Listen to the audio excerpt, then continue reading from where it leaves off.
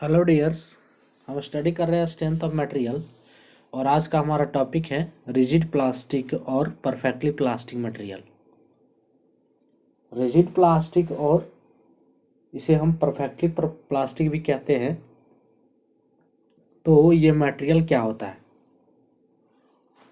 ऐसा मटेरियल जो पहले रिजिड बिहेवियर देता है किसी सर्टेन पॉइंट तक और उसके बाद वह फिर प्लास्टिक बिहेवियर देता है, तो उसे हम कहते हैं रिजिड प्लास्टिक और परफेक्टली प्लास्टिक मटेरियल।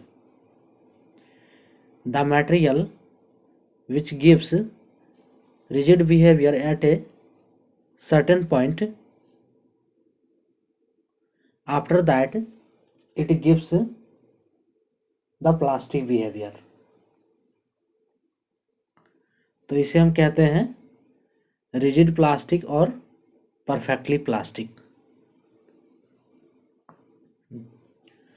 यहाँ पे रिजिड बिहेवियर की बात हो रही है। तो रिजिड बिहेवियर क्या होता है? ऐसा मटेरियल जिसमें डिफॉर्मेशन नहीं होता है फोर्स अप्लाई करने के बाद,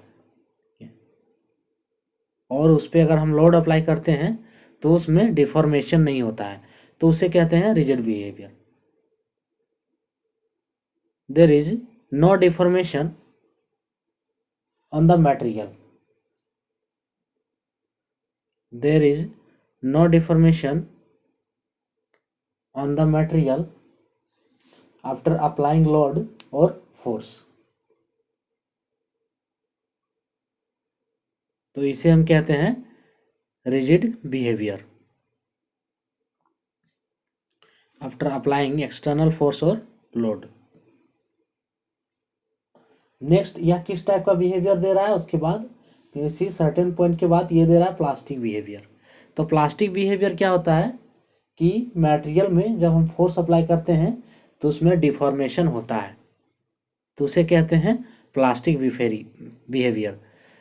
ठीक है, प्लास्टिक बिहेवियर में जो मटेरियल है अपना शेप और साइज में रिगेन नहीं कर पाता है, तो वही होता है plastic behaviour. So plastic behaviour deformation takes place in the material after applying force और load. Deformation takes place in the material after applying load, तो ये होता है plastic behaviour.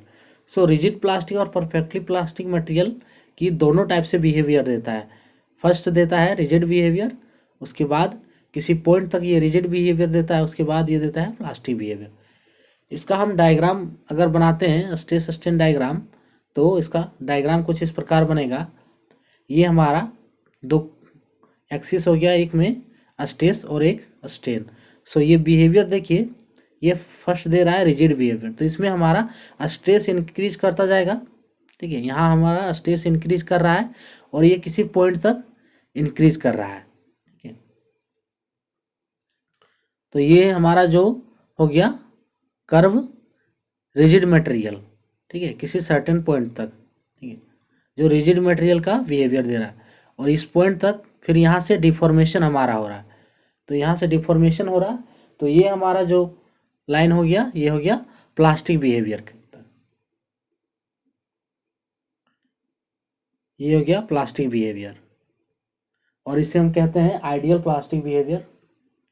So ideal plastic, और जहाँ तक ये जिस पॉइंट तक रिजिड बिहेवियर दे रहा है, ठीक है, ये पॉइंट हमारा कहलाता है यील्ड स्ट्रेस।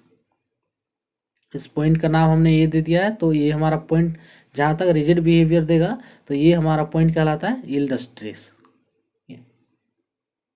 सो ये इसका हो गया stress strain diagram for rigid plastic material और परफेक्टली प्लास्टिक मटेरियल का।